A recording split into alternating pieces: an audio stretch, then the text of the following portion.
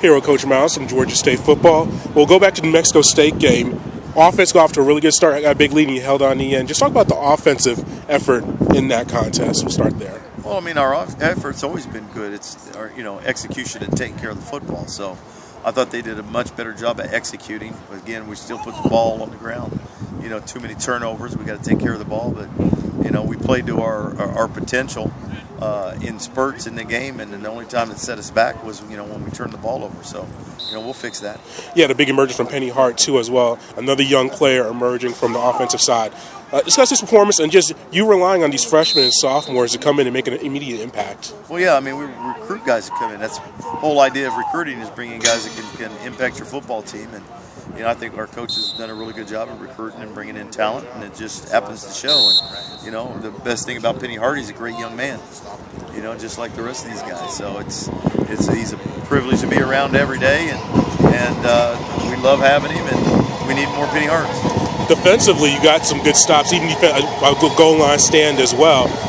You feel like defense is starting to make that turn and turn that corner from last year and starting to make good, consistent play? We turned the corner from last year a long time ago. We did that in January when we brought in transfers and we signed guys, and when we got into that weight room. So we got a lot better. We've been better for a while. We just got to continue to play better. Lastly, you're going to Oregon, obviously a fast-paced offense traveling across the country. Just what challenges do they present for you in this contest? I mean, they played for the national championship last year, so they've got a lot of challenges. I mean, they got great athletes. They've got first-round draft choices. They've got great facilities and great crowd. I mean, they've got it rolling as a program. So, we got to go out there and play our best football and have a chance to win the game in the fourth quarter.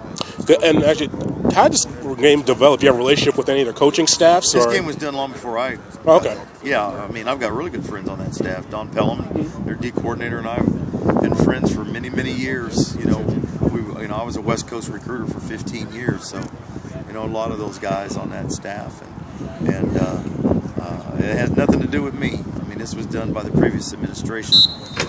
Charlie Cobb and myself had no influence on this scheduling to Oregon or Washington last year, nor will we ever do it again. Is it just the difficulty with logistics? And well, I mean, why would you fly across the nation to the farthest part of the continental United States away from Atlanta to play a game when you've got all these SEC and ACC schools right here in this area? Heck, we're even a lot closer to the Big Ten. There's no reason for Georgia State to cross that Mississippi.